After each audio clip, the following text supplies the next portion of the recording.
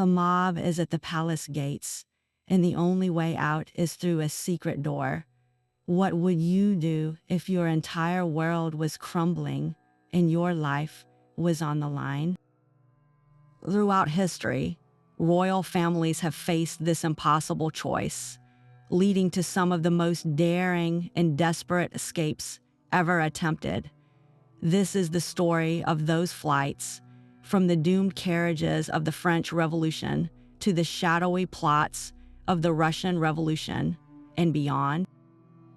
By the end, you will understand the secret strategies, heartbreaking failures, and miraculous survivals that defined an era. We will uncover how one king's escape plan bankrupted a nation, and why a queen fled with her newborn under enemy fire. What does it truly cost to run from a revolution? A revolution is not just a change of government. It is the world turning upside down.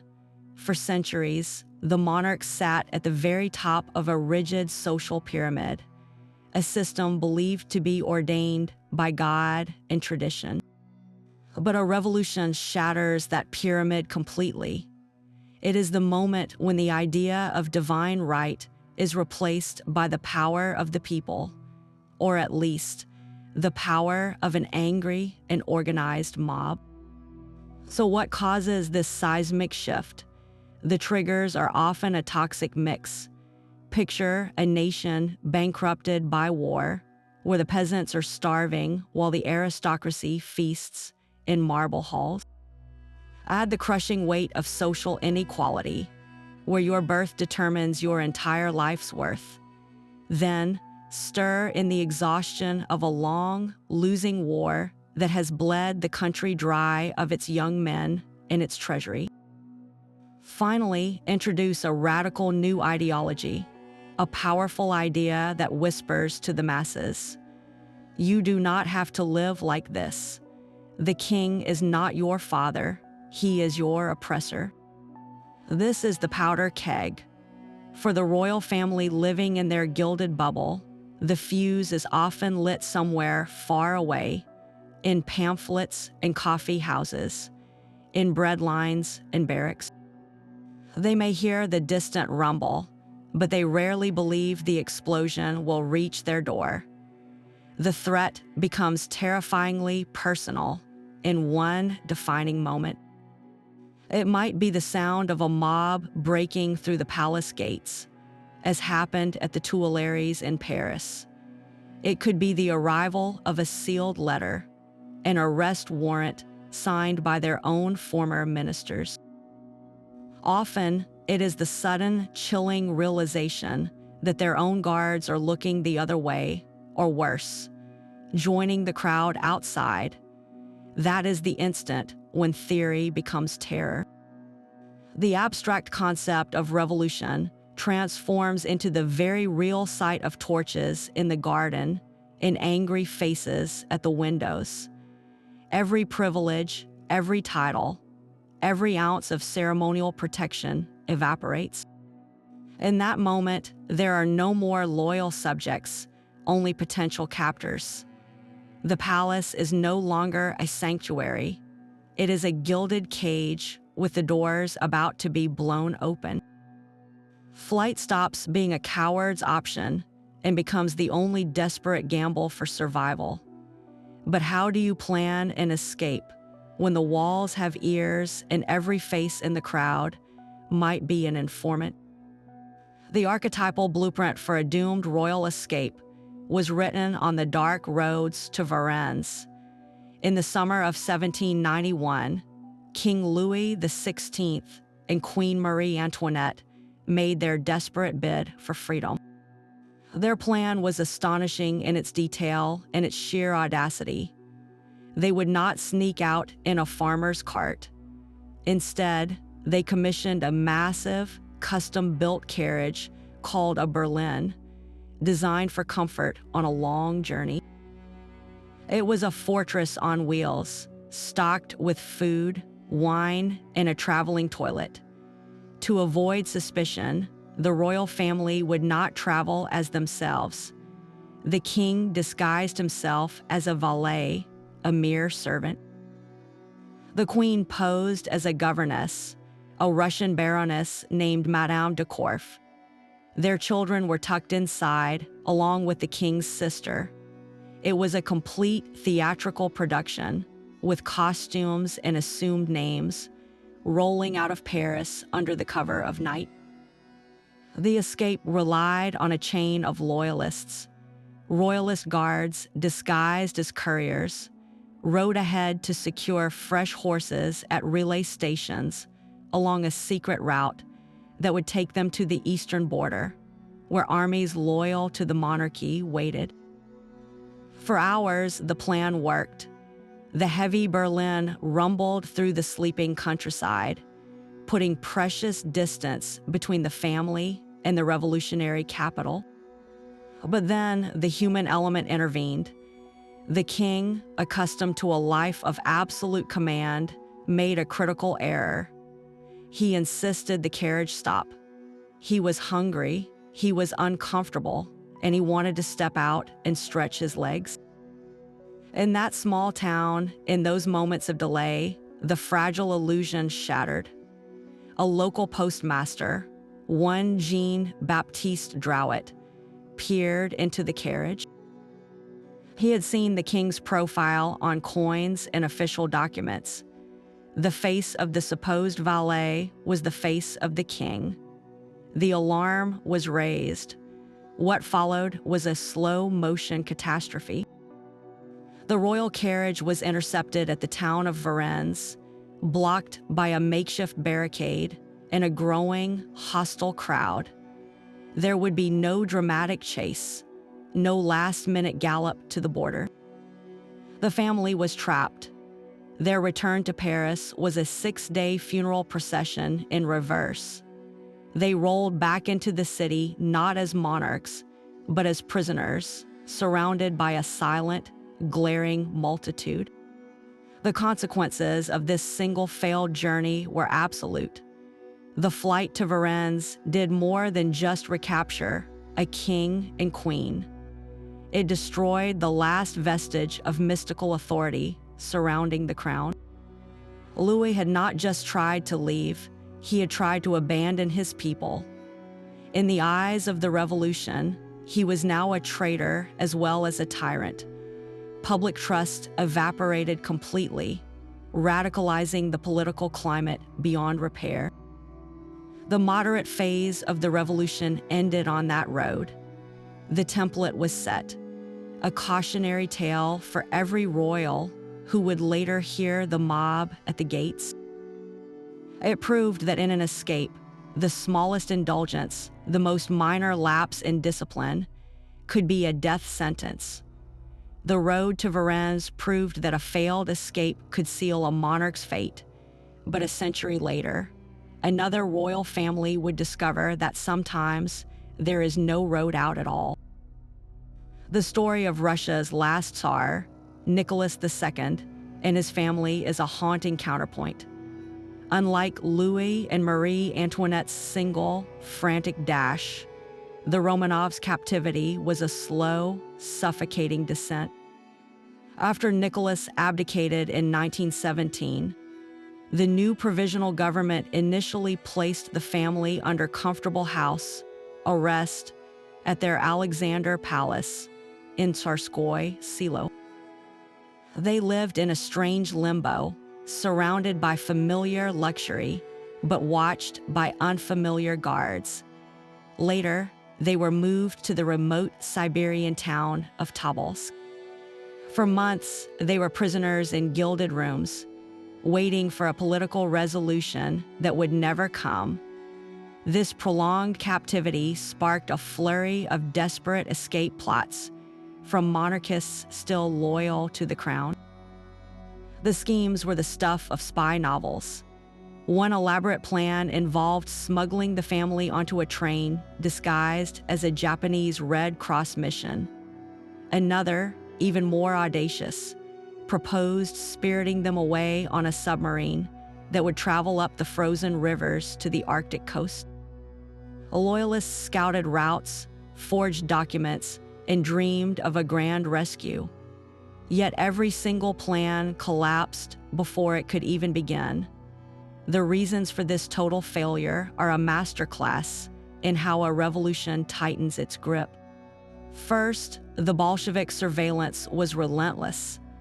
After they took power in late 1917, the guards around the family were replaced with hand-picked, ideologically committed men. Every servant was suspect, every letter was read, every stranger was watched. The family was a prize, and their captors knew others would try to steal them. Second, geography became a prison. Tobolsk was isolated, a world away from the monarchist strongholds. Any rescue would require moving 11 people, including the young Tsarevich Alexei, who suffered from hemophilia, across thousands of miles of hostile, war-torn territory. It was a logistical nightmare, but the third and most poignant reason was the family itself. Nicholas and Alexandra, particularly the fiercely protective Alexandra, were deeply reluctant to agree to any plan that would separate them. They insisted on escaping altogether or not at all. This refusal to split up, while utterly human, made an already impossible mission completely untenable. It meant waiting for a perfect, seamless operation that the chaos of civil war could never provide. So they waited, as the window for rescue slowly closed and the political winds grew colder and more violent. Their story shifts from the drama of a chase to the grim tension of a locked room, where the only sound is the turning of a key in the distance. While the Romanovs waited in their Siberian prison, a legend was already being born, one that would outlive them all. It is the story of the youngest daughter, Grand Duchess Anastasia, and the tantalizing, impossible idea that she alone might have cheated death. In the grim basement of the Ipatiev house in Ekaterinburg, on the night of July 17, 1918, the entire imperial family was executed by a Bolshevik firing squad. The official reports were clear, and the bodies, when they were finally discovered decades later, confirmed the terrible truth. Yet, almost immediately, rumors began to swirl. Perhaps the bullets had ricocheted off the jewels sewn into the girls' corsets. Perhaps the youngest, the playful Anastasia, had fainted and been overlooked in the chaos. The human mind, faced with such a brutal and absolute ending, often seeks a loophole, a thread of hope to cling to. Into this emotional void stepped a series of claimants, the most famous being a woman known as Anna Anderson. Found in Berlin in 1920, she was hospitalized after a suicide attempt and later began to whisper that she was the lost Duchess. Her story was a patchwork of vague memories and dramatic fits. She recalled details of palace life, identified faces in photographs, and bore scars she claimed were from bayonet wounds. For decades, she captivated the public, drawing both fervent supporters and outraged relatives who denounced her as a fraud. The mystery became a global obsession, inspiring books, plays, and films. It was a perfect storm of yearning. People wanted a fairy tale ending, a resurrection from the ashes of revolution. Anderson provided a living, breathing focus for that collective desire, a chance to rewrite a tragic history with a single miraculous survival. The truth, however, was waiting in the code of life itself. In the 1990s, after the fall of the Soviet Union, the Romanov remains were exhumed. Advanced DNA testing provided an answer no anecdote could contradict. Anna Anderson's genetic material, preserved from a hospital surgery, was compared to that of the Romanov descendants. It was a definitive no. She was not Anastasia, but a Polish factory worker named Franziska Szankowska. The myth, so carefully nurtured for generations, evaporated in a laboratory. Yet, while the story of Anastasia's survival was a poignant fiction, other Romanovs did make genuine, hair-raising escapes. As the revolution tightened its grip, many relatives scattered across Europe. One of the most significant was Grand Duke Kirill Vladimirovich. He was a cousin of the Tsar and had served as a naval officer. Seeing the writing on the wall earlier than most, he and his family made a daring winter flight in 1917. Disguised in plain clothes, they traveled by train from Petrograd to the Finnish border, which was then still part of the Russian Empire, but simmering with independence movements.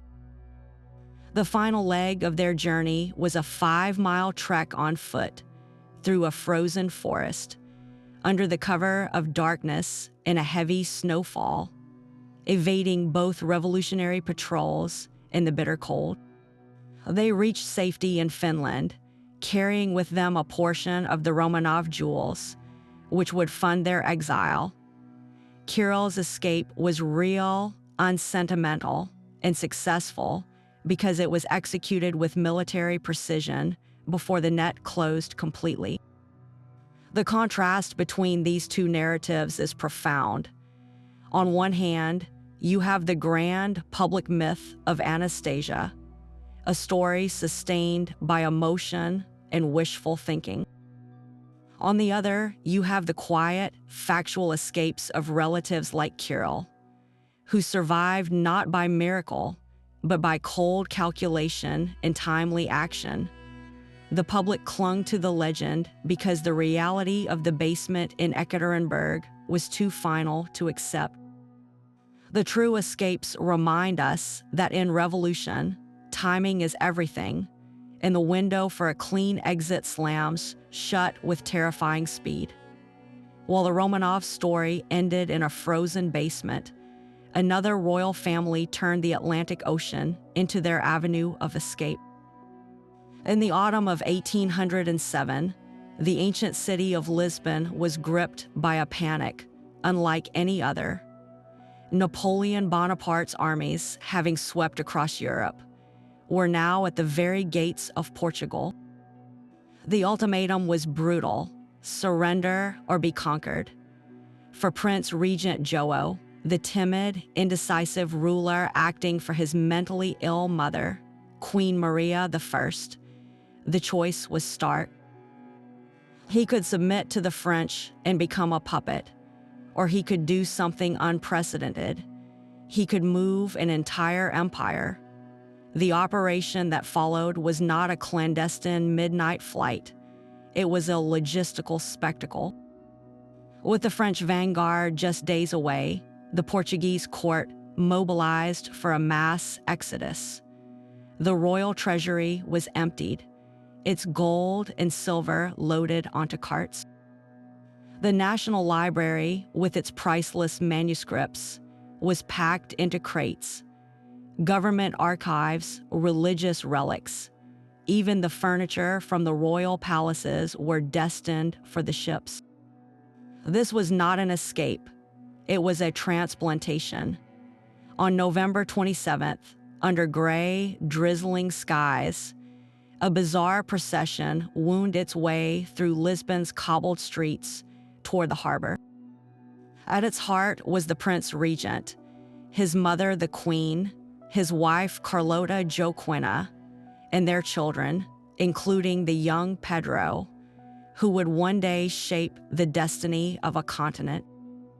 Behind them came the entire apparatus of the state: thousands of nobles, judges, priests, servants, and their families, all clutching what belongings they could carry.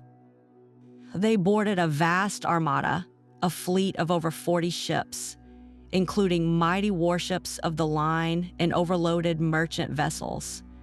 For 2 agonizing days, the fleet waited at anchor, trapped by contrary winds, while the news from the frontier grew ever more dire. Finally, on the 29th, a favorable wind filled their sails. As the ships slipped past the mouth of the Tagus River and into the open Atlantic, they left behind a capital soon to be occupied by enemy troops. Their destination was Brazil, Portugal's largest and wealthiest colony, a 6-week voyage across the treacherous ocean. The journey was a floating purgatory, marked by storms, overcrowding, and dwindling supplies. Yet, against all odds, the fleet remained intact. In early 1808, they began to arrive in Rio de Janeiro, a colonial backwater suddenly transformed into the seat of a global empire. The outcome of this desperate gamble was a historical anomaly. Prince Regent João, who would become King João VI, did not just visit his colony, he moved his government there. Rio was elevated to the status of a royal capital. For 13 years, the Portuguese Empire was ruled not from Europe, but from South America. This reversed the entire colonial dynamic, bringing the court to the colony and showering Brazil with privileges, investments, and open ports that fueled its growth. The escape of the Braganzas stands as a unique success story, a retreat that became a reinvention. It proved that sometimes the most effective way to save a crown was not to hide it, but to sail it to an entirely new world. The flight of the Braganzas was a grand, state-sponsored evacuation, but the collapse of the German Empire in 1918 created a royal diaspora of a different kind. When Kaiser Wilhelm II abdicated and fled to the Netherlands in November of that year, he was not alone in his fall. His departure triggered a domino effect across the dozens of smaller German states, from kingdoms and grand duchies down to tiny principalities. In a matter of weeks, an entire class of rulers, some whose families had reigned for centuries, found themselves without a throne. Their escapes were not unified or heroic. They were a messy, varied scramble into obscurity. The King of Bavaria, Ludwig III, was forced to issue a declaration releasing his officials from their oath of loyalty, a thinly veiled abdication under threat from revolutionary councils. He simply slipped away to one of his family's many castles. In Saxony, King Friedrich August III reportedly told his subjects, "Just make your own damn mess then," before departing for his private estates.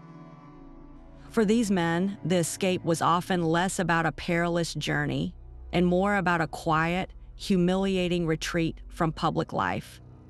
They did not cross oceans or brave frozen forests. They usually just went home, if home could be a 50-room schloss with vast forests and art collections. The revolution confiscated their political power and their state properties, but it largely left their immense private wealth and land holdings intact. So where does a dethroned duke go? For many, the answer was just down the road. They retreated into the role of country gentlemen, managing their forests, hosting hunting parties, and cultivating a studied nostalgia in their manor houses. Others chose a more complete break, moving to comfortable exile in places like Switzerland or the French Riviera, living as very well-heeled tourists. Their adjustment was a psychological puzzle. Overnight, a man addressed as Your Royal Highness became simply Herr or Mr. They had to learn to live without the ceremony, the automatic deference, the very structure of a life built on hereditary command. Some faded into bitter seclusion, writing memoirs that blamed socialists and Jews for their downfall. Others, perhaps more pragmatic, leaned into their remaining assets, becoming serious businessmen or patrons of the arts, their titles now a curious social accessory rather than a source of power. This mass abdication created a peculiar afterlife for German royalty.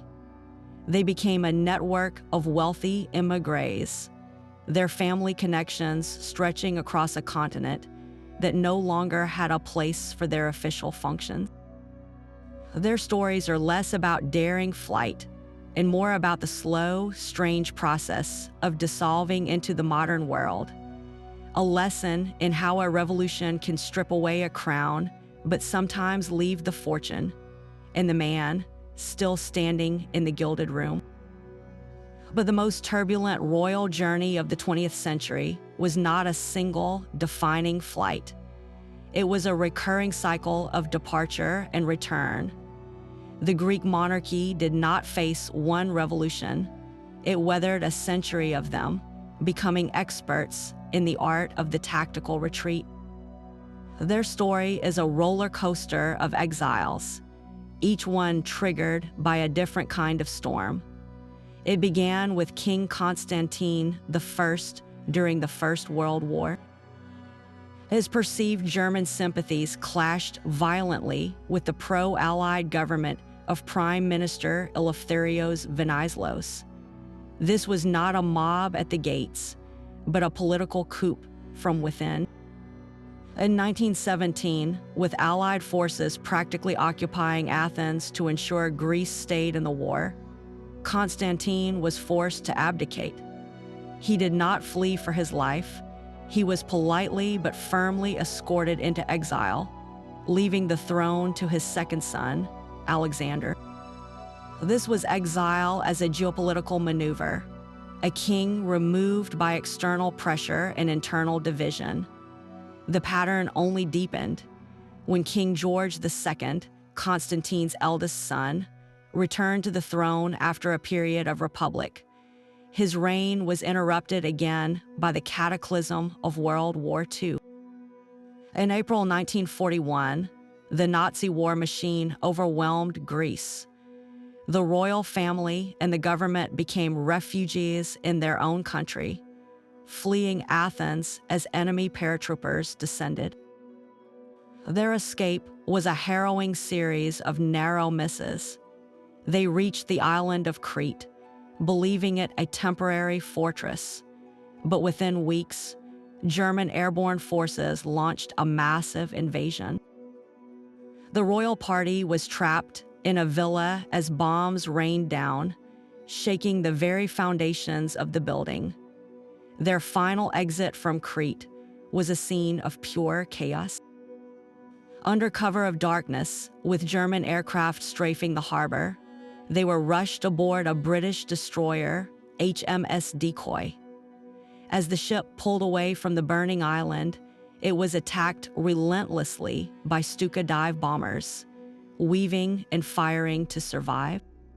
King George spent the rest of the war leading a government in exile, first from Cairo and then from London, a symbol of national continuity broadcast over crackling radio waves to an occupied homeland. This was a modern royal escape, driven not by ideological revolution, but by total war. The enemy was not their own subjects, but a foreign invader. Yet the effect was the same, a crown displaced, its authority sustained only by hope and distant signals.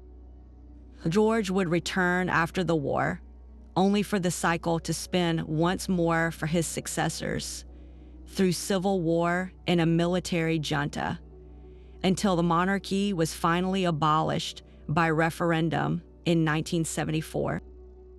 The Greek saga teaches a different lesson. It shows that for some crowns, escape is not a final, desperate gamble, but a recurring skill, a weary familiarity with packed suitcases and uncertain homecomings, where the throne itself becomes a temporary address. Yet even the most practiced escape artist can find the door locked from the outside. For Emperor Haile Selassie of Ethiopia, the Lion of Judah, the final revolution offered no path for flight, only a slow, suffocating confinement within the very walls that had defined his power. His story provides a stark contrast to the dramatic getaways of Europe, a royal end not of action, but of agonizing inaction. By the early 1970s, the once revered emperor was an old man, his symbolic stature eroded by years of famine, economic stagnation, and a growing hunger for change among the young and the military. The crisis crystallized around a committee, the Derg, initially presented as a temporary military council to address the nation's troubles. It quickly revealed its true Marxist-Leninist ideology and its ruthless ambition. While Haile Selassie continued the rituals of rule, holding court, and feeding his beloved dogs, the Derg was methodically stripping his authority, piece by piece, like men quietly removing furniture from a house while the owner sleeps. There was no single explosive moment of invasion, no mob at the gates. Instead, the emperor's world shrank gradually, almost politely, until the trap was sprung. On September 12, 1974, soldiers and tanks simply rolled into the palace grounds. There was no fighting, no last stand. The aging monarch was informed he was deposed. His final journey was not across a border, but down a hallway. He was placed under house arrest in a small villa on the palace compound in Addis Ababa, a prisoner in a gilded cage. His captors ensured he saw the newspapers that denounced him, heard the radio broadcasts that erased his legacy. The man who had stood before the League of Nations in 1935 to plead for his conquered nation, whose defiant exile had made him a global symbol of resistance, now spent his days looking out a window at a changed world that had no use for a king. The absence of an escape attempt here is as telling as any flight. Was it the frailty of age, a profound disbelief that his own military would go through with it, or a tragic understanding that there was simply nowhere in a modernizing Africa for a deposed emperor to run? He died in that captivity under mysterious circumstances in August 1975, his passing barely noted by the regime that had sealed his fate. His story closes a different chapter in the saga of royal downfalls.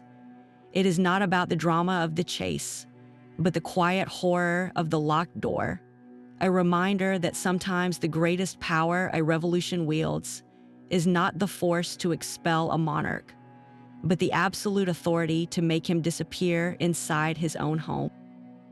The final lonely journey of a modern king was not marked by a single night of terror, but by a long, painful fading away. Mohammad Reza Pahlavi, the Shah of Iran, did not flee a storm. He drifted from its eye as the wind slowly tore his nation apart. By the late 1970s, the foundations of his peacock throne were crumbling beneath a tide of economic discontent, political repression, and a powerful religious revival led by the exiled Ayatollah Khomeini. While protests swelled in the streets of Tehran, the Shah was battling a private enemy, a diagnosis of lymphatic cancer he kept secret from his people and even many of his advisors. This personal struggle fatally clouded his political judgment, creating a paralysis at the very center of power. He vacillated between brutal crackdowns and conciliatory gestures, unsure whether to be the iron-fisted monarch or the reforming king, all while growing weaker and more isolated. His departure in January 1979 was not framed as an abdication or an escape. The official announcement called it a vacation, a temporary rest period for the weary ruler. He boarded his plane with Empress Farah, believing, or perhaps needing to believe, he would return. He was not running from a mob at the gates. He was leaving a palace that was already emptying of its meaning. His vacation became a permanent, rootless exile, a global wandering that mirrored his dwindling options. The first stop was Egypt, where his old friend President Anwar Sadat offered sanctuary. But the pressure from the triumphant Islamic Republic in Tehran was immense, and soon the Shah and his entourage became diplomatic burdens. They moved on to Morocco, welcomed by King Hassan II, but again, their stay was temporary. The search for a permanent home led them across the Atlantic to the Bahamas, a paradise that felt like a gilded prison, and then to Mexico. Throughout this odyssey, the Shah was a man without a country, trailed by the long shadow of the new regime in Tehran, which demanded his return for trial. He was not just an ex-king, he was a designated enemy of a revolutionary state, his every movement tracked and protested. The most fateful decision was his entry into the United States in October 1979 for urgent cancer treatment. While medically necessary, this act was seen by the revolutionaries in Iran as the ultimate betrayal, a move toward possible restoration orchestrated by the great Satan. The reaction was swift and catastrophic. Militant students stormed the American embassy in Tehran, taking 52 hostages and triggering a 444-day crisis that would define a generation.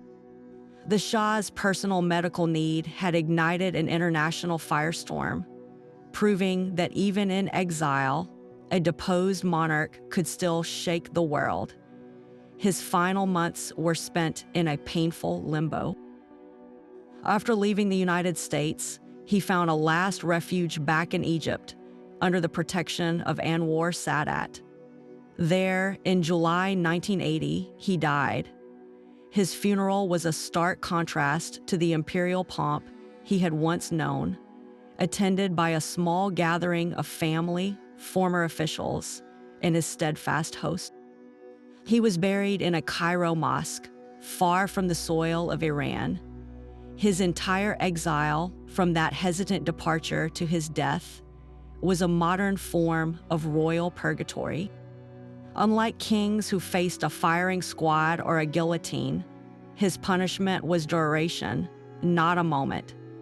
He was forced to witness the complete erasure of his dynasty and his life's work, to live as a ghost king moving between safe houses and hospital rooms, his very existence a geopolitical crisis. His story completes a grim evolution in the fate of fallen royalty, from the swift, brutal ends of the past to a prolonged, medically managed twilight, where the revolution hunts you not with bullets, but with time and relentless memory. The Shah's exile was a slow erosion, but some royal flights were executed with the precision and danger of a wartime operation. In the spring of 1939, as fascist Italy prepared to swallow the small kingdom of Albania, King Zog I faced an invasion with almost no time to react. His was an escape born of sheer necessity, a dash for the border with a newborn prince in arms and enemy fighter planes screaming overhead. The invasion began on April 7th. Italian forces landed at multiple ports, and their aircraft were soon dominating the skies over the capital, Tirana. Zog, a former prime minister who had declared himself king just a decade earlier, knew his modest army could not hold. The decision was made within hours. They would flee east, toward the mountains in the hope of sanctuary in Greece. The escape convoy was a hastily assembled collection of cars, trucks, and loyal guards. In one vehicle rode the king. In another was his Hungarian-born queen, Geraldine Apponyi, who had given birth to their son, Crown Prince Leka, just 2 days earlier.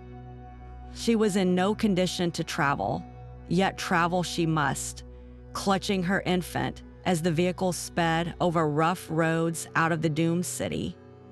Almost immediately, the journey turned from a retreat into a running battle.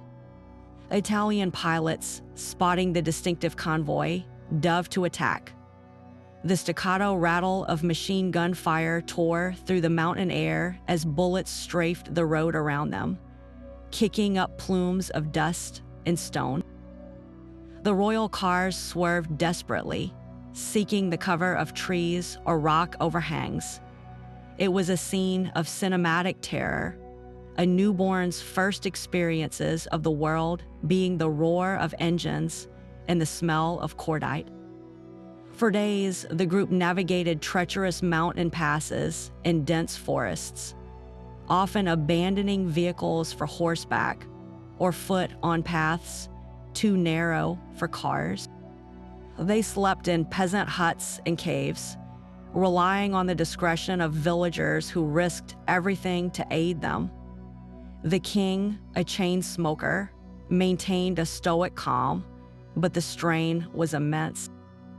Every moment carried the risk of capture or a fatal encounter with an Italian patrol. What made this escape uniquely audacious, however, was not just the journey, but the cargo. King Zog had ordered a portion of the Albanian state gold reserves loaded onto pack animals. As his little nation was physically conquered, its financial wealth was literally walking out the back door with its exiled king. This transformed the flight from a mere survival story into a high-stakes treasure hunt. The gold, a tangible piece of national sovereignty, meant the difference between a life of penniless refugee status and one of continued, if distant, influence. It funded their exile, first in Greece, then briefly in Turkey, and eventually in a series of residences from England to Egypt to France. The treasure allowed Zog to maintain a royal court in miniature, supporting a retinue of loyalists and keeping the flame of Albanian independence alive in diplomatic circles for years. His escape was a complete, if desperate, success. He saved his family, his treasury, and his claim, yet it also cemented a finality. He would never return to Albania, which passed from Italian to German occupation and then into communist rule. King Zog's getaway stands as a perfect archetype of the modern royal escape, blending ancient elements of flight through wilderness with 20th century threats from the air, all underscored by a very practical need for cash. It proves that in the calculus of survival, a king must be not only a leader and a father, but also a quartermaster, planning not just for the next border, but for the long decades of exile that may lie beyond it. While King Zog fled with his gold and his heir through strafing fighter planes, other royal exits in the 20th century were conducted not with bullets, but with paperwork and quiet, terrifying pressure. The abdication of King Michael I of Romania in 1947 stands as a masterclass in political coercion, an escape that was, in truth, a meticulously staged expulsion. By the end of World War II, Romania found itself squarely in the Soviet sphere of influence. The young king, who had courageously engineered a coup against the fascist government in 1944 to switch sides to the Allies, now faced a different and more insidious enemy, a communist regime installed and backed by Moscow. For 2 years, Michael reigned as a constitutional monarch in a crumbling democracy, a figurehead watching his powers be stripped away one by one. Then, in December 1947, the final act was arranged. The Prime Minister, Petru Groza, summoned the 26-year-old king to a meeting. It was not a request. Michael arrived to find the room filled not with ministers, but with armed soldiers and party loyalists. The atmosphere was cold and menacing. Groza presented him with a pre-typed instrument of abdication. He was given an ultimatum: sign or face the consequences. Those consequences were left chillingly vague, but the implication was clear. The risk was not just to him, but to his family, his supporters, and potentially to the stability of the nation itself. With no allies left in the room and no army at his command, the young king signed the document that ended over 8 decades of Romanian monarchy. His signature was not an admission of failure. It was a ransom paid for safe passage. The communist government, eager to be rid of the living symbol of the old order, then permitted him to leave. He departed Romania by train a few weeks later, not as a fleeing monarch, but as a state-sanctioned exile. This was the diplomatic shield turned into a weapon, using the formalities of state to disguise a raw seizure of power. His life in exile was a study in dignified adaptation. Stripped of his throne and his wealth, King Michael did not retreat into bitter nostalgia. He trained as an aircraft pilot.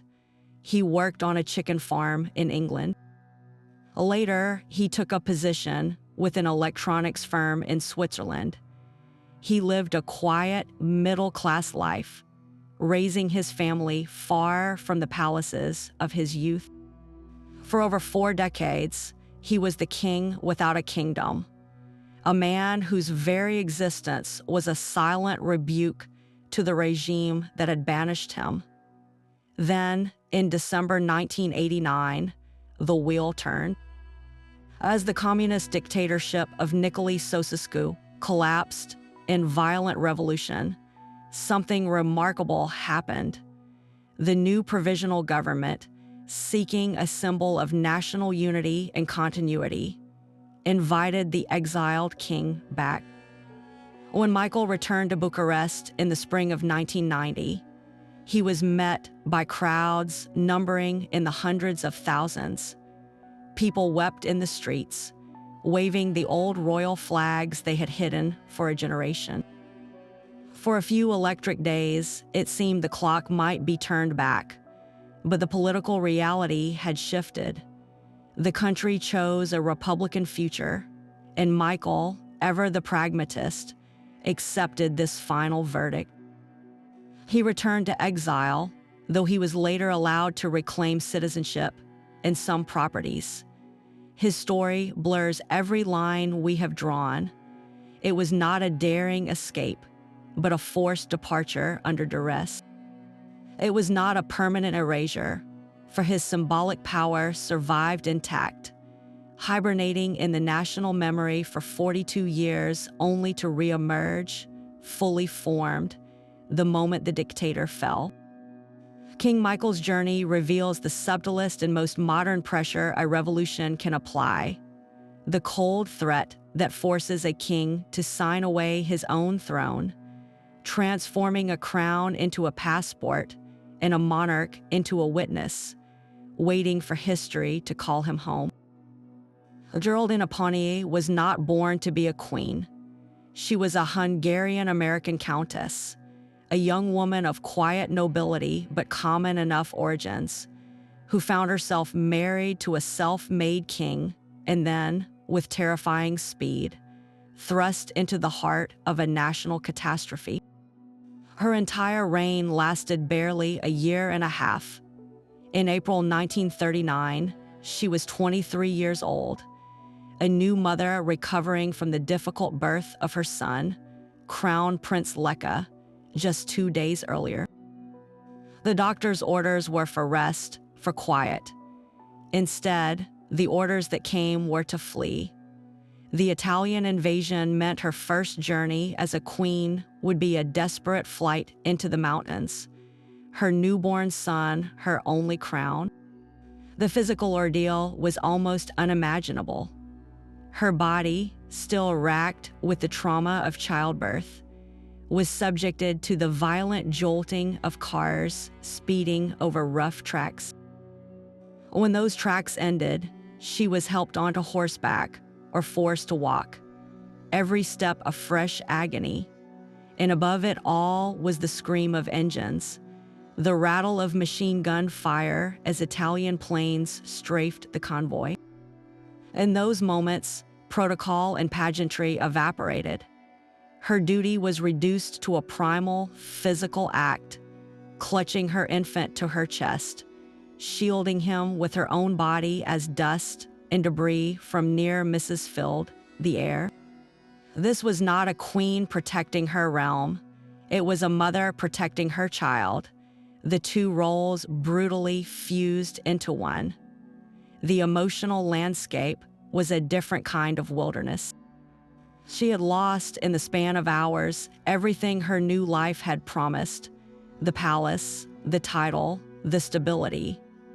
She was now a refugee, her future a blank map of danger and uncertainty. Every stranger's face could be an informant. Every distant sound could be an approaching patrol. Her home was no longer a country, but the cramped interior of a car, the dark corner of a peasant's hut where she tried to soothe a frightened baby without making a sound. Exile, when they finally reached it, was a perpetual state of transit.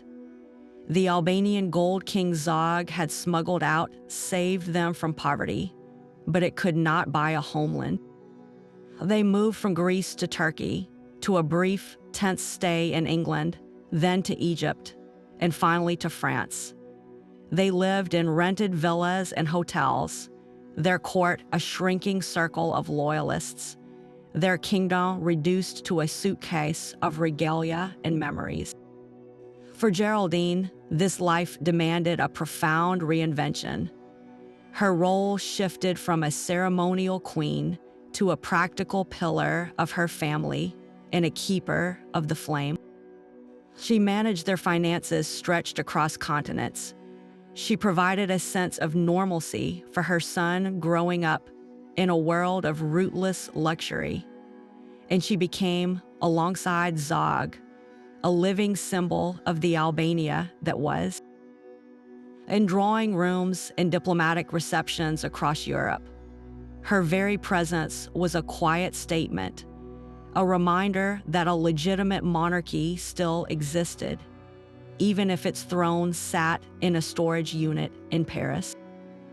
She embodied the human cost of conquest, the personal story behind the political headlines, a queen whose crown was the resilience she showed every single day for decades.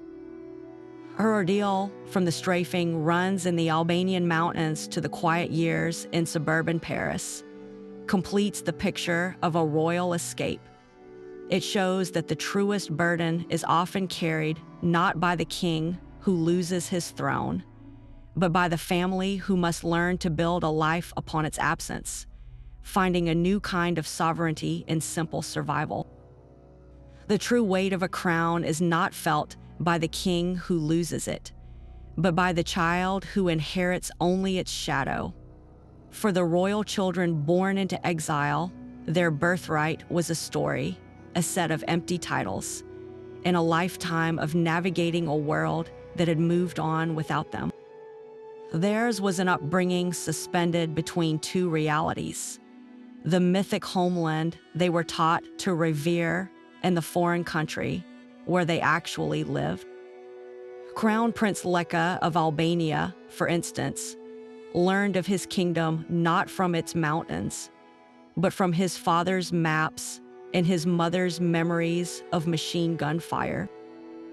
He was raised with the solemn understanding that he was the heir to a throne that no longer existed. His playroom lessons a mix of Albanian language, history, and the heavy responsibility of one day, perhaps, returning.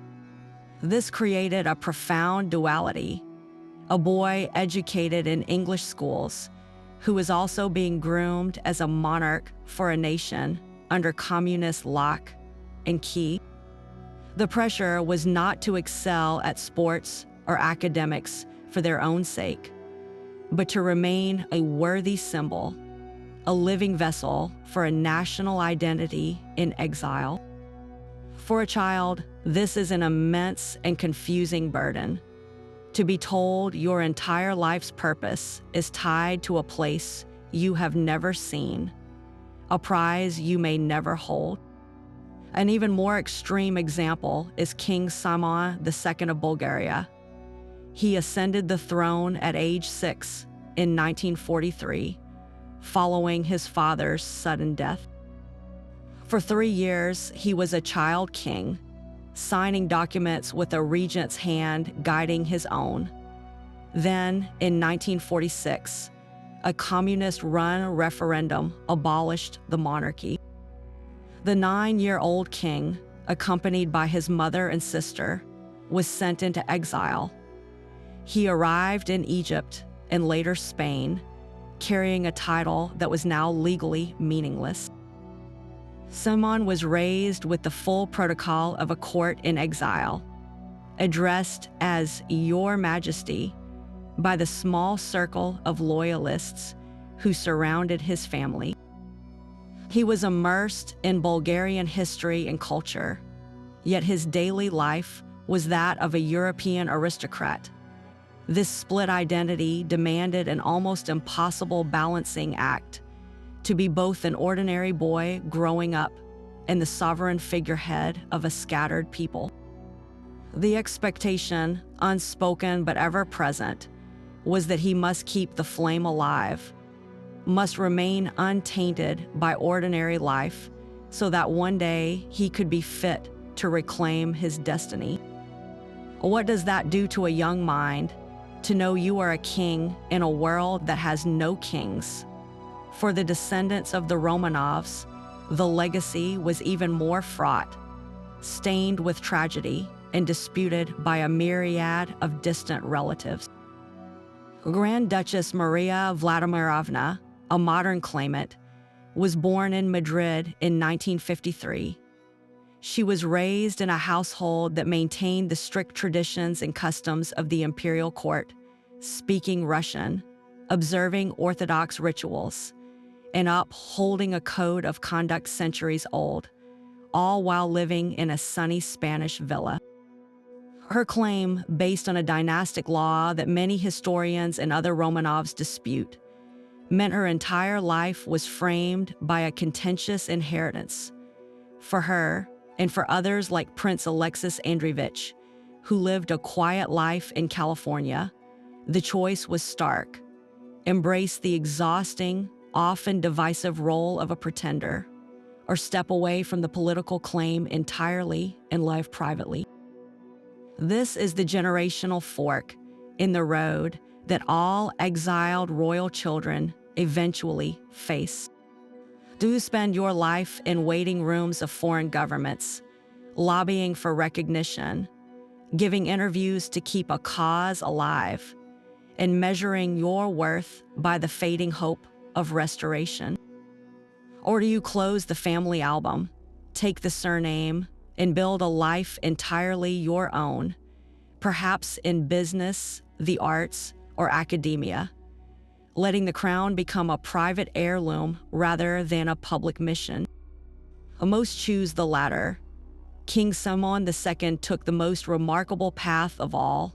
After 55 years in exile, he returned to a democratic Bulgaria, ran for prime minister under his civilian name, Simon Saxe-Coburg Gotha, and won in a landslide.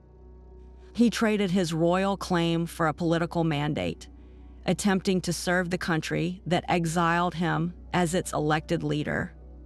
His story shows that the long-term impact of revolutionary escape is not always a sad story of faded glory.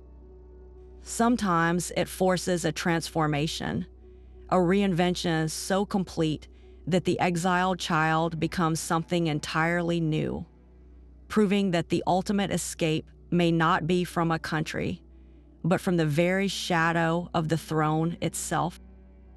Behind every royal in flight was a network of ordinary people making an extraordinary choice. These were the loyalists, the helpers, the men and women who looked at a crumbling institution and decided, against all reason, to risk their own lives for its symbols. Their roles were as varied as their fates were often tragic. Consider the intricate plots to save the Romanovs. While the family waited in Tobolsk, monarchist officers like Captain Paul Bulligan and a British secret agent named Sidney Riley, yes, the inspiration for James Bond, were weaving elaborate schemes. They planned to use a local priest to smuggle messages inside hollowed-out books. They recruited former soldiers to pose as guards and stage a takeover. These were not naive dreamers. They were professionals operating in a police state, knowing that a single misstep meant a bullet to the head. Their motivation was a complex brew of feudal loyalty to the Tsar, a hatred for the Bolsheviks, and for some, the sheer thrill of the game. In the end, every plan was smothered by the regime's pervasive surveillance and the family's own reluctance. Many of these plotters were later caught and executed, their daring plans reduced to footnotes in the Romanov tragedy. A different kind of helper emerged during the Greek royal family's chaotic escape from Crete in 1941. As the bombs fell and the royal party scrambled for the harbor, a young British diplomat named John Pendlebury took charge. Wounded earlier in the battle, he insisted on staying behind to organize a rearguard action, buying precious minutes for King George and his party to reach the waiting destroyer. He knew the island intimately and used that knowledge to coordinate resistance, fully aware he was sacrificing his own chance of escape. Pendlebury was captured by German paratroopers and executed days later. His motivation transcended loyalty to a foreign king. It was about the broader Allied cause and a personal code of honor that placed others' safety above his own. Then there were the Albanian soldiers and drivers during King Zog's desperate flight. As Italian fighter planes screamed down to strafe the convoy, the king's guards did not scatter for cover. They returned fire with their rifles, a pitiful defense against machine guns from the sky, but a defiant one. Their duty was absolute, a direct pledge to protect the monarch with their bodies.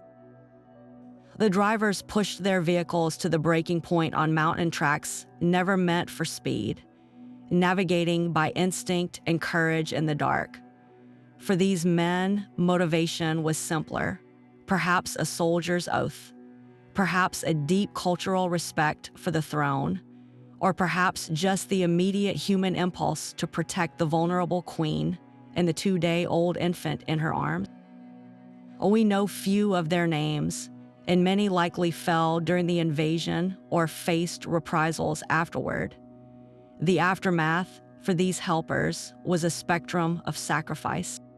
Some, like the British diplomats and intelligence officers, might return to quiet careers, their daring roles classified and uncelebrated for decades. Others, especially local citizens who offered a hiding place or a fresh horse, faced immediate and brutal punishment if discovered. Villagers who sheltered fleeing royals often saw their homes burned, their families targeted. Their reward was not a title or a pension, but the cold satisfaction of a duty fulfilled and the heavy secret they would carry for the rest of their lives. To understand a royal escape, you must look past the crowned head in the carriage and see the driver gripping the reins, the guard peering into the fog, the farmer's wife silently leaving bread by a cellar door. They moved the machinery of flight, one perilous gesture at a time.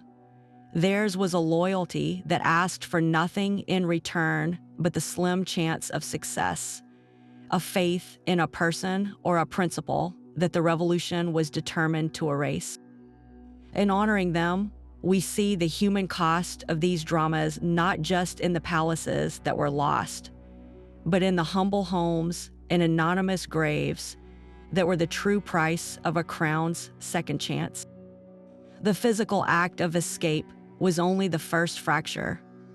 What followed was a brutal triage of memory, a desperate scramble to decide what pieces of a life or an entire nation could be carried out the door. Every fleeing royal faced the same impossible question: what do you take when you can never come back? For some, the answer was brutally pragmatic. Survival in exile required capital. King Zog's decision to load the Albanian gold reserves onto mules was not greed. It was foresight. That gold was the national treasury, and by taking it, he was not just funding his family's survival. He was preventing a conquering power from financing its occupation with his country's own wealth. Similarly, the Portuguese Prince Regent João did not just pack his wardrobe. He ordered the loading of the state archives, the royal library, and key religious artifacts onto the fleet bound for Brazil. He was not fleeing a palace. He was transplanting the very soul of the Portuguese state, its written history and its sacred symbols, to a new continent. This was escape as a strategic relocation of sovereignty, where documents and gold held more immediate power than any crown. For others, the choices were heartbreakingly personal, measured in ounces and square inches of suitcase space. A favorite piece of jewelry, not the most valuable, but the one with a story. A worn leather diary filled with private thoughts. A small portrait of a parent, a child's first drawing, a bundle of letters tied with a ribbon. Empress Farah of Iran carefully selected a few pieces of the Pahlavi crown jewels during their rushed departure, not for their monetary worth alone, but because they were symbols of the dynasty's legacy she hoped to preserve. For the Romanovs in their early captivity, before the basement in Ekaterinburg, the girls sewed jewels into their corsets, a secret bulwark against an uncertain future. These items were anchors to a self that was being erased, tactile proof that the life they had lived was real. But for every item saved, a universe was left behind. The loss was staggering in its scale. Vast palaces filled with generations of art, furniture, and personal effects, simply abandoned. The Winter Palace in St. Petersburg, the Tuileries in Paris, the Peacock Throne in Tehran, these were not just buildings. They were living museums of a family's history. Within them were libraries of handwritten correspondence, galleries of ancestral portraits, wardrobes of ceremonial robes, and rooms full of the mundane debris of daily life. A child's toy left on a window seat, a half-finished piece of embroidery. In the wake of revolution, these spaces were almost always looted, nationalized, or systematically stripped. Art collections assembled over centuries were seized by the state, sold off internationally, or simply destroyed as symbols of the despised old order. Heirlooms from swords to snuff boxes vanished into the hands of new officials or onto the black market. This tangible loss is what makes exile more than a geographic change. It is a severing from the physical proof of one's own past. A palace is not just a home, it is a timeline you can walk through. A portrait gallery is a visual genealogy. A library contains the voices of your ancestors. To lose access to these things is to have your history amputated. You become a person with a story, but without the artifacts to back it up, forced to rely on fading memory alone. This is why the small, saved mementos were so precious. That single photograph, that monogrammed watch, was not just an object. It was a fragment of a shipwreck, proof that the sunken world had once existed. The baggage of exile, therefore, holds a profound duality. The state jewels and the gold represent the cold, hard currency of continued relevance in a foreign world. The personal trinket represents the warm, fragile currency of identity. The last piece of home you can hold in your hand as the world you knew disappears over the horizon. While the baggage of exile contained jewels and memories, it rarely held enough currency for a lifetime. A crown without a treasury is a heavy, hollow thing. This is where the worlds of fallen royalty and Gilded Age ambition collided in a fascinating exchange, old blood seeking new money. In the decades following the American Civil War, a new class of titans emerged, men who built colossal fortunes in railroads, steel, and oil.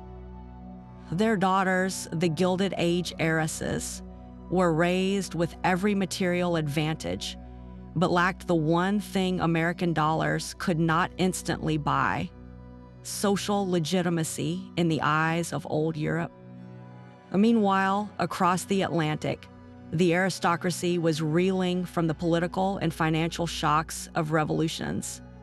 Their lands were diminished, their incomes strained, but they still possessed the priceless asset of a title and a lineage that stretched back centuries. It was a perfect, if cynical, match. The archetypal transaction was the marriage market. A financially precarious duke or count, perhaps from a family that had lost its throne or its estates, would seek an alliance with an American fortune. The most famous example is, of course, Consuelo Vanderbilt, who was famously compelled by her socially ambitious mother to marry the 9th Duke of Marlborough in 1895. Her immense dowry, rumored to be in the millions, restored Blenheim Palace and funded the Duke's extravagant lifestyle. While the Marlboroughs were not exiled royalty in the political sense, they exemplified the dynamic European nobility revitalized by American capital. For truly exiled royals, however, such grand marital rescues were rarer than popular history suggests. A prince without a throne was often a less attractive prospect than a duke with a crumbling castle. Yet, the transatlantic network built by these marriages created a broader social safety net. When a king or a grand duke was deposed, they did not vanish into thin air. They often surfaced in the drawing rooms of Paris, London, or New York, where their names still carried weight. An exiled prince might find a discreet position on the board of a corporation, headed by a nouveau rich American magnate who craved the prestige of a royal advisor. He might be welcomed into exclusive clubs and country house parties, his presence adding a touch of historical glamour to the weekend. His wife, perhaps a minor noblewoman who fled with him, could become a sought-after socialite, her title and tragic story making her an interesting guest. This blending of old titles and new wealth provided a soft landing. It was not about restoring thrones, but about maintaining a certain standard of living and social position within a rarefied international set. The money that built Newport cottages and Fifth Avenue mansions also, indirectly, funded the quiet exile of princes in suites at the Ritz. It allowed them to remain figures in society's pages, rather than fading into obscure poverty. This connection reveals a final, ironic twist in the saga of royal escapes. The very democratic forces and industrial revolutions that destabilized ancient monarchies in Europe also created a new aristocracy of wealth in America. And that new aristocracy, in its quest for validation, often reached back to salvage the very symbols of the old world it had helped to render obsolete. The exiled king, in the end, might find his refuge not in a fortress, but in a Fifth Avenue ballroom, trading stories of lost grandeur for the security of a Gilded Age checkbook. But safety is a strange and hollow victory when it means living in a gilded cage. The successful escapee traded the immediate terror of the mob for the slow, quiet strangulation of exile. Imagine a life where every morning you wake up in a perfectly appointed hotel suite or a sun-drenched villa on the French Riviera, surrounded by luxury, yet you are fundamentally nowhere. Your passport, if you have one, marks you as a stateless person or a guest of a foreign government. Your kingdom exists only in memory, in a stack of yellowed photographs and the respectful but distant nods of the local aristocracy who find your tragedy rather fashionable. This was the daily reality for so many who got away. For the wealthy, like the Albanian King Zog with his smuggled gold, exile could maintain a facade. He moved his diminished court from Cairo to Paris, living in a mansion in the affluent suburb of Vives-O. His home was filled with Albanian artifacts and loyal retainers, a small, stubborn piece of his homeland recreated on foreign soil. He held receptions, gave interviews, and played the role of a king in waiting. Yet, for all the servants and the fine china, it was a performance without a true audience, a play staged in an empty theater. The walls of the villa, no matter how grand, were still the walls of a cage. For those without a hidden fortune, the fall was much sharper. Many minor German princes or Russian Grand Dukes found their private wealth insufficient or seized. They relied on the charity of richer relatives, becoming permanent house guests in the shadows of cousins who had married well. Pride curdled into dependency.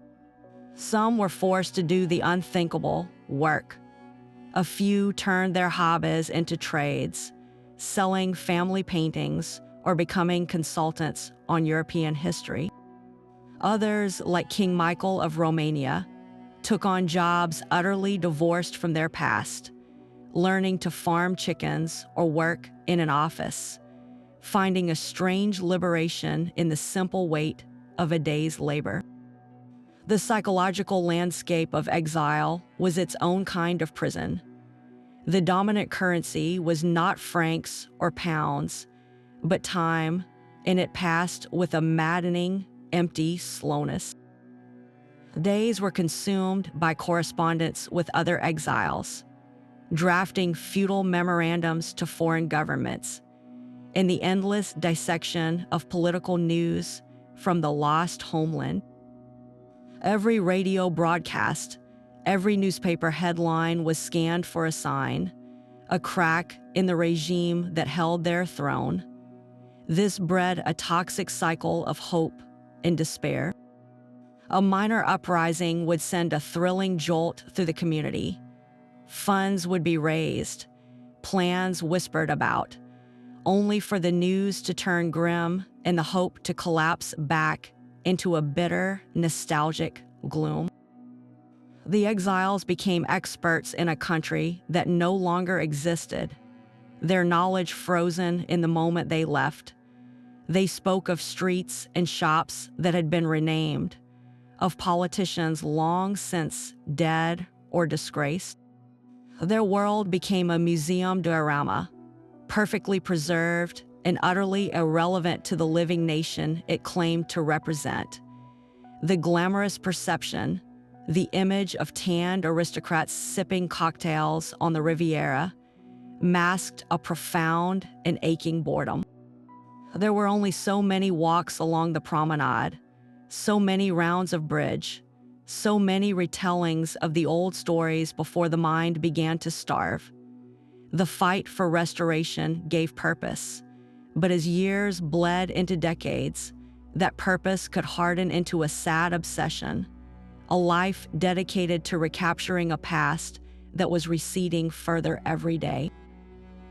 The true struggle of exile was not the dramatic escape, but the thousands of quiet mornings that followed, the struggle to find a reason to get out of a bed in a beautiful room, in a country that was not, and might never again be, your own. Every escape was also a battle for the story. The moment a king slipped past the palace gates, a second, equally vital contest began, the war to control what his flight meant. For the revolutionary regime left behind, a fleeing monarch was the ultimate propaganda gift. He was not a sovereign. He was a coward abandoning his post. He was not a father protecting his family. He was a traitor conspiring with foreign enemies. The flight to Varennes provided the French revolutionaries with perfect, damning evidence. Here was King Louis XVI, captured in disguise, trying to reach the Austrian border to raise an army against his own people. The narrative wrote itself, and it was used to justify every radical measure that followed, from stripping the monarchy of its powers to ultimately placing the royal family on trial. The escape proved he was an enemy of the revolution, and therefore an enemy of France itself. This framing was a powerful tool to unite the populace against a common, treacherous foe, and to solidify the new government's authority by painting the old one as deceitful and illegitimate. On the other side, the royalists and the exiles fought back with a narrative of heroism and martyrdom. Their story was one of sacred duty and desperate survival. The king was not fleeing. He was strategically withdrawing to preserve the legitimate government and the nation's soul from godless usurpers. The perilous journey, the disguises, the narrow escapes, all were spun into a tale of courage and sacrifice. When Grand Duke Kirill escaped Russia through a frozen forest, it was framed not as a retreat, but as the preservation of the Romanov line and its holy mission. The international press, particularly in nations still ruled by monarchs, often amplified this version. Newspapers in London and Paris printed breathless accounts of royal escapes, detailing the dangers and romanticizing the plight of deposed kings and queens. They created a wave of sympathy, especially for figures like the Romanovs before the grim truth of their execution was widely accepted. For a time, the Tsar and his family were portrayed in the West as tragic victims of barbaric forces, a narrative that fueled support for the White Army during the Russian Civil War and created the fertile ground for Anastasia myths to later take root. The control of information was a key weapon. Revolutionary governments moved quickly to dominate the news cycle. They issued official bulletins that framed the escape in the most damaging light, seized printing presses that published contrary accounts, and arrested journalists who showed sympathy for the crown. The Bolsheviks were masters of this, tightly controlling the narrative around the Romanovs' imprisonment and later their deaths, releasing information only when it served their political needs. In the modern era, this media war reached its peak with the Shah of Iran. The revolutionary forces in Tehran expertly used international television and radio to portray Mohammad Reza Pahlavi not as a sick man seeking medical care, but as a blood-soaked tyrant finally being held to account. Every image of his luxurious exile, every report of his meetings with Western leaders, was spun as proof of his corruption and his subservience to foreign powers. Conversely, the Shah's supporters worked to circulate images of a modernizing monarch, a reliable ally, and a dignified man battling cancer, hoping to garner Western governmental support. The escape itself became a relentless media event, with every stop on his global journey analyzed and politicized, shaping global public opinion and directly influencing foreign policy. In the end, the physical escape was only half the struggle. Winning the war of perception was what determined whether a deposed monarch would be remembered as a cowardly fugitive or a tragic hero in waiting, and whether their cause would retain a flicker of legitimacy in the eyes of the world. The throne could be lost in a night, but the battle for its story could last for generations. The desperate gamble of flight often sealed a fate far worse than captivity. For every king who vanished into the mist, another was caught in the net, their failed escape becoming the final piece of evidence used against them.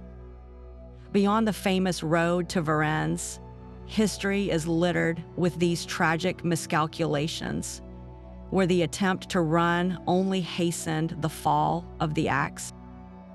Consider Queen Marie Antoinette's final, heartbreaking plot from her prison cell in the Conciergerie. By the summer of 1793, the king was already dead, and she was isolated, watched day and night. Yet a small group of loyalists, including a royalist officer named Alexander de Rougeville, devised what became known as the Carnation Plot. The plan was a fragile thread of hope. Rougeville managed to smuggle a message to the queen hidden inside a carnation. The note outlined a scheme where she would simply walk out of her cell during a staged distraction, past guards who had been bribed to look the other way. For a moment, it seemed possible, but the revolution's surveillance was too thorough. A guard grew suspicious. The plot was discovered, and the consequences were immediate and severe. The queen was placed under even stricter watch, her few remaining comforts removed. The failed escape was presented to the public as proof of her perpetual treachery, eroding any last vestiges of sympathy. It took the abstract charges against her and made them terrifyingly concrete. She was still scheming, still a danger to the Republic. The trial that followed was a foregone conclusion, and the guillotine awaited. This pattern was set even earlier across the English Channel. King Charles I, captured by parliamentarian forces during the English Civil War, found himself imprisoned at Hampton Court Palace in 1647. He, too, saw a final window. With the help of loyal servants, he managed to slip away from his guards one night, climbing through a window and escaping onto the ground. He fled to the Isle of Wight, believing he could negotiate with a different faction of his enemies. It was a catastrophic misjudgment. The authorities on the island immediately took him into custody, this time as a fugitive king who had proven he could not be trusted. His recapture transformed him in the eyes of his opponents. He was no longer a defeated sovereign to be bargained with. He was an active flight risk, a man who would never abide by any settlement. The failed escape destroyed the possibility of a political compromise. It hardened Parliament's resolve, making the once unthinkable idea of putting a king on trial not just possible, but necessary. The path to the execution scaffold at Whitehall was paved by that midnight dash. In both cases, and in so many others, the dynamics are chillingly similar. A failed escape does not evoke pity in the revolutionaries. It confirms their deepest suspicions. It paints the monarch not as a tragic figure, but as an unrepentant enemy actively working against the new order. The act of running is framed as an admission of guilt, a physical rejection of the people's justice. Sympathy, which might have lingered for a passive prisoner, evaporates. Politically, it eliminates the moderates. Those who might have argued for exile or life imprisonment are suddenly silenced, their arguments undermined by the monarch's own actions. The hardliners gained the upper hand, their rhetoric vindicated. Look, they tried to flee. They are cowards and traitors. This accelerates the timeline dramatically. The machinery of revolutionary justice, which might have moved slowly, grinds into swift and final motion. The trial becomes a formality, a public spectacle to justify the sentence everyone now sees as inevitable. The escape attempt, born of pure desperation, becomes a self-fulfilling prophecy.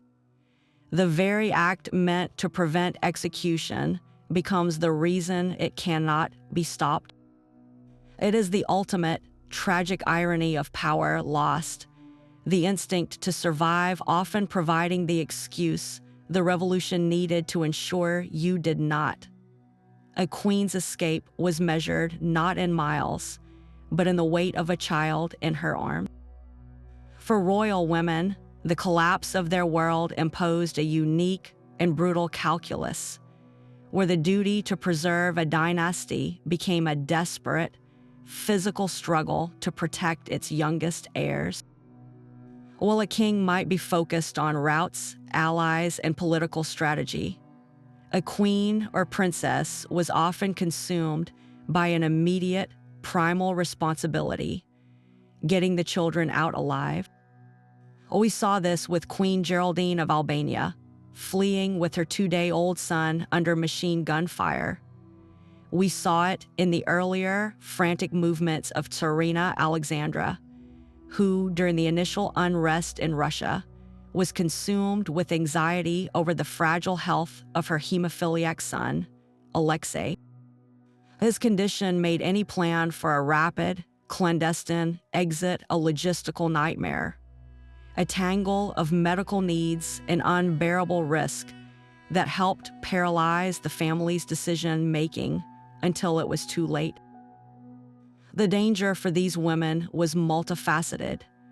Beyond the universal threat of capture or violence, they navigated a landscape thick with the peril of scandal. A king captured in disguise might be labeled a coward, but a queen caught fleeing could be vilified as an unnatural mother, abandoning her people, or worse, as a loose woman conspiring with foreign lovers.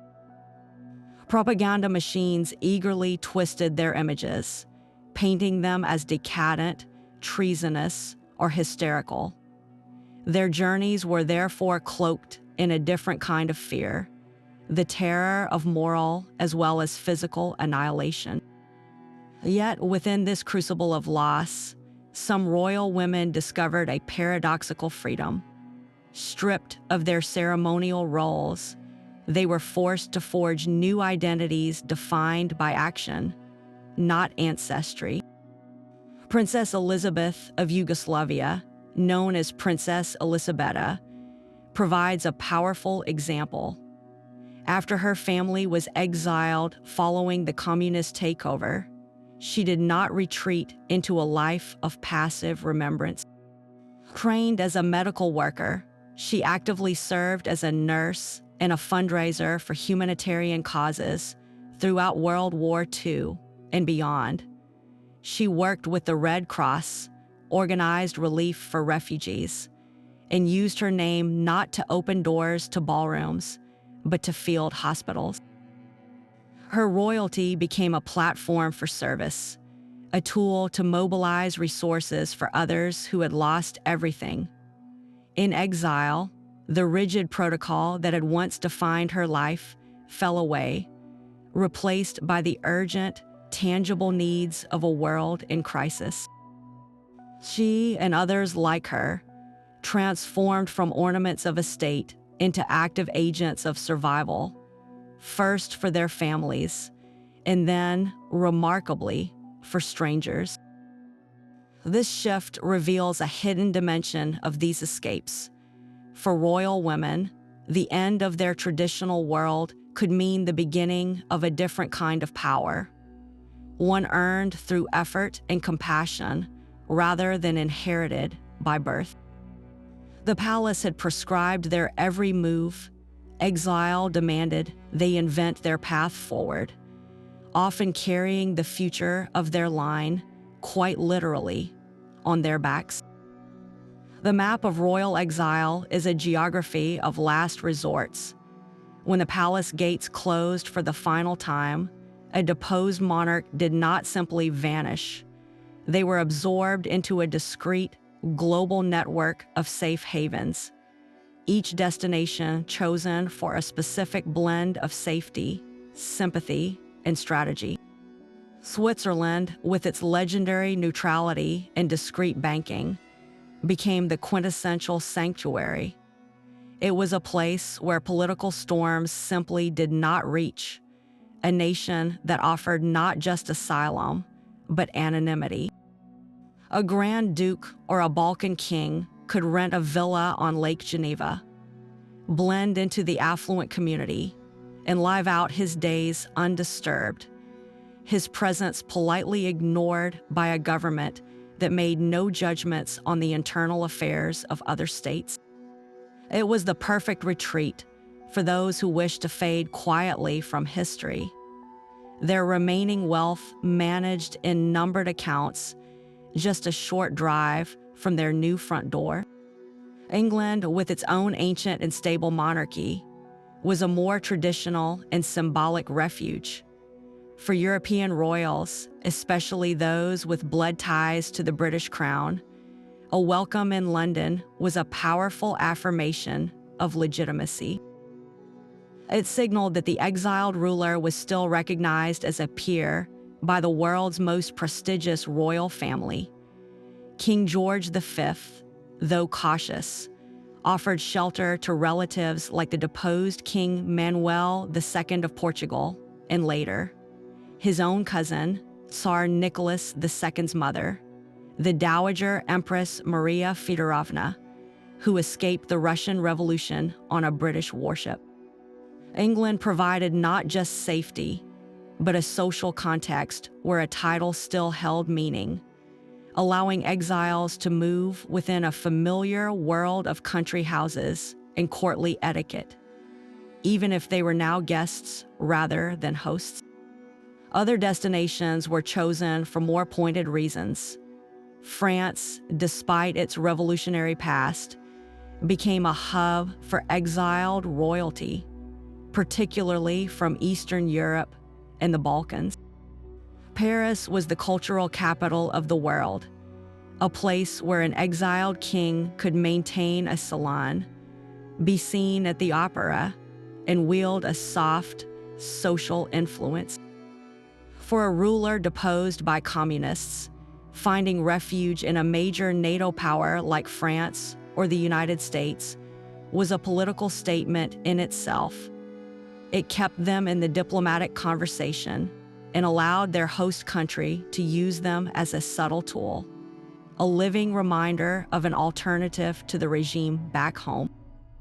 Egypt, under kings like Fuad and later presidents like Anwar Sadat, offered sanctuary to fellow Muslim monarchs like the Shah of Iran, framing it as an act of Islamic and pan-Arab solidarity. These choices were rarely accidental. A country offering asylum might be repaying a past debt, cultivating a future ally, or simply enjoying the chance to embarrass a geopolitical rival by hosting their most prominent dissident. This scattering of crowns across the globe created a hidden archipelago of exiled power. Small enclaves formed, like the community of white Russian nobles in Paris, or the cluster of Balkan royals in Switzerland. They attended each other's gatherings, intermarried, and kept the flame of a lost world flickering in drawing rooms from Monte Carlo to Alexandria. This network proved that while revolutions could abolish thrones within a nation's borders, they could not erase the international web of kinship and diplomacy that had sustained the monarchical system for centuries. The 20th century, often called the century of the common man, was also quietly punctuated by these gilded enclaves, where the last kings and queens of a vanishing order played out their final acts, not on a national stage, but in the quiet theaters of foreign capitals and sun-drenched villas far from home. The exile ended, but the title remained, a ghost limb that never stopped aching. For generations after the final escape, the descendants of fallen monarchs carried a unique and burdensome inheritance, the role of the pretender.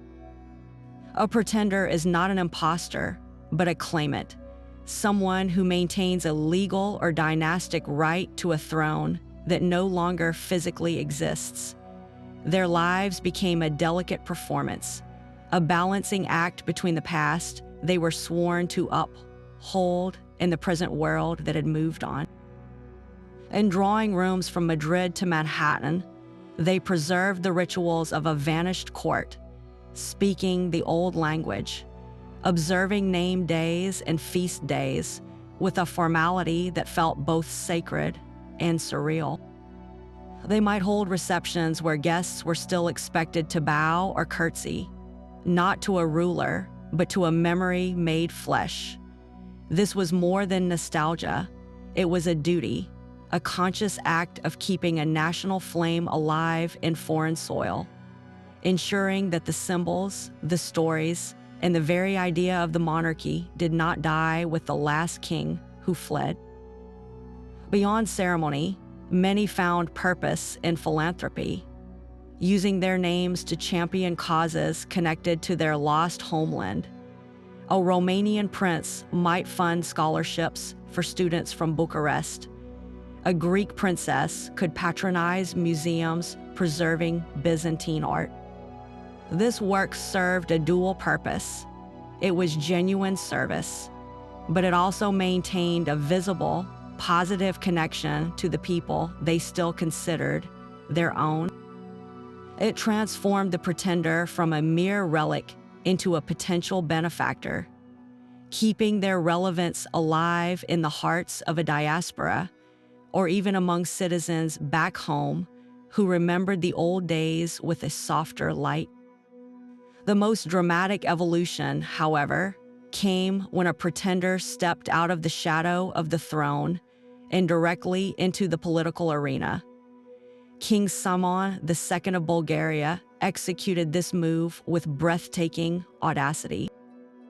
After 55 years in exile, he returned to a democratic Bulgaria not as a king demanding restoration, but as a politician.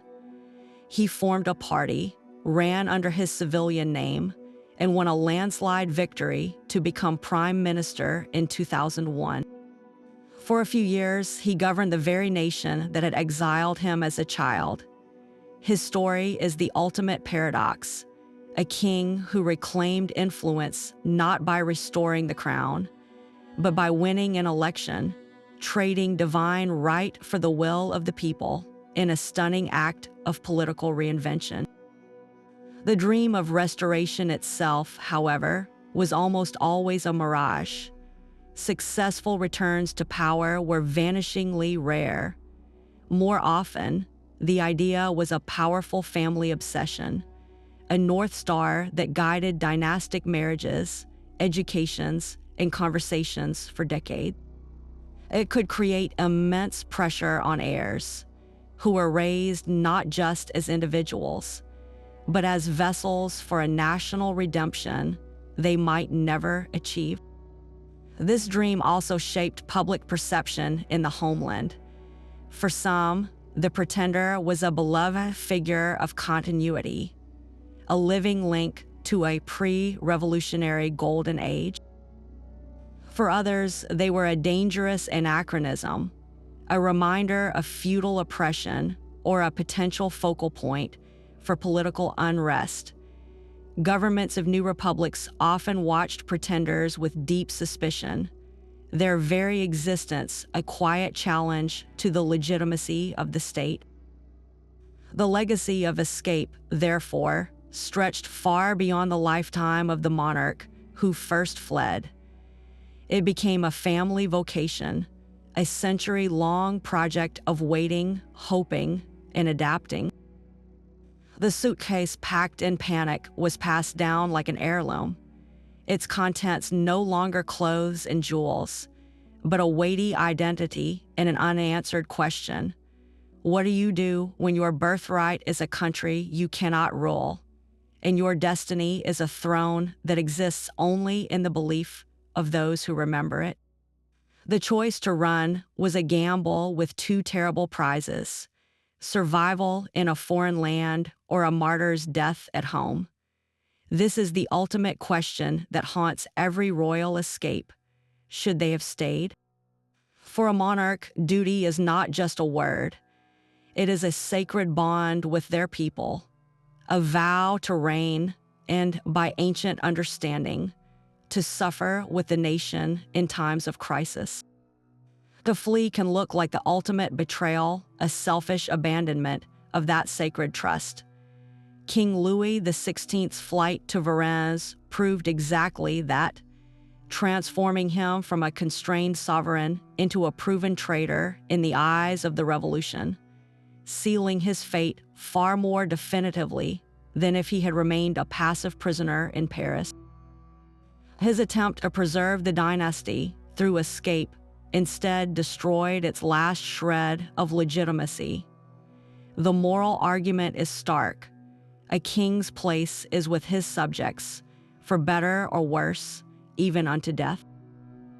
To leave is to break a celestial contract, yet the counterargument is just as powerful, and it is written in the bloodlines of history. A dynasty is not just one person, it is a living institution, a symbol of national continuity that stretches across generations. Is it not then the highest duty to ensure that symbol survives, even if it means retreating to fight another day? The Portuguese royal family did not see their flight to Brazil as abandonment. They saw it as the strategic relocation of the state itself to preserve its independence. They carried the very soul of the nation with them, its archives and its government, and in doing so, they saved the crown and transformed a colony into an empire. Their survival ensured Portugal's continued sovereignty.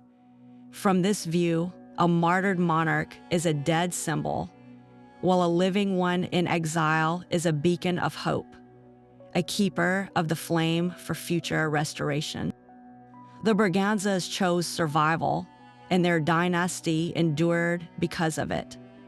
Then we come to the agonizing case of the Romanovs, the great what-if of 20th century royalty.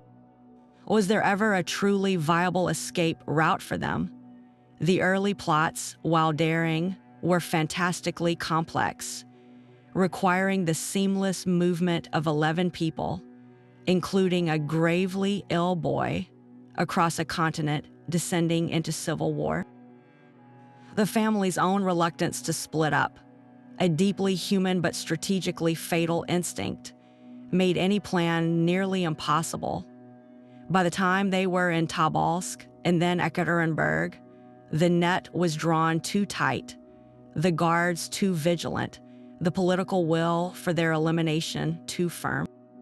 Perhaps their only real window was in the immediate aftermath of the Tsar's abdication in March 1917, when the provisional government's control was shaky and sentiment was more confused. A swift, decisive flight, then orchestrated by their remaining allies, might have had a chance.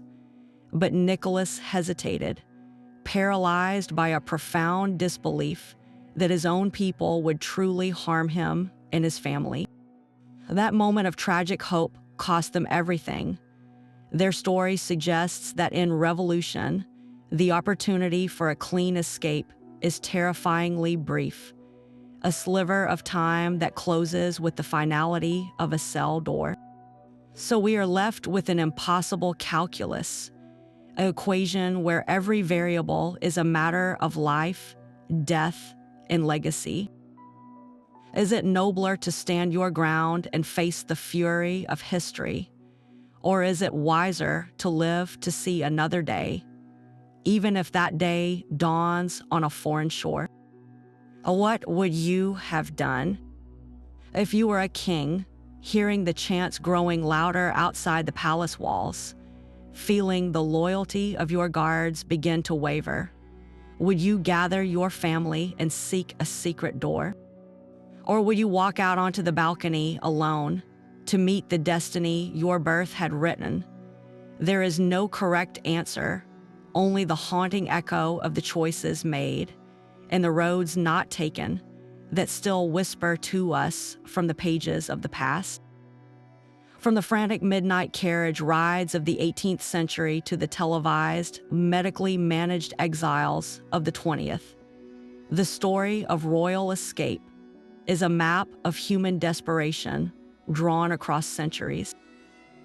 Each flight, whether a success or a catastrophic failure, was woven from the same raw threads, a tapestry of courage, profound loss, and a resilience that often meant simply enduring the next empty day. These narratives transcend the gilded frames of palace portraits, reminding us that behind every crown was a person, a parent, a child, suddenly stripped of everything but the instinct to survive. They were not just monarchs fleeing mobs. They were human beings caught in the vortex of history, making impossible choices with the weight of a dynasty on their shoulders. That era of grand, desperate flights, of kings smuggling gold on mules and queens clutching newborns in strafed cars, is largely behind us. The modern world offers fewer shadows in which a throne can hide, and revolutions now leave little room for dignified retreat. Yet these extraordinary journeys live on, not as lessons in power, but as timeless studies of the human spirit under siege. They ask us what we would save, what we would abandon, and how we would bear the unthinkable weight of a vanished world. We would love to hear which of these escapes stayed with you the most. Was it the heartbreaking misstep on the road to Varennes, the chilling inaction of Haile Selassie, or the miraculous winter trek of Grand Duke Kirill? Share your thoughts in the comments below, and if you were captivated by these tales of survival and scandal, be sure to subscribe. Our next deep dive awaits into another forgotten corner of history where privilege and peril collide.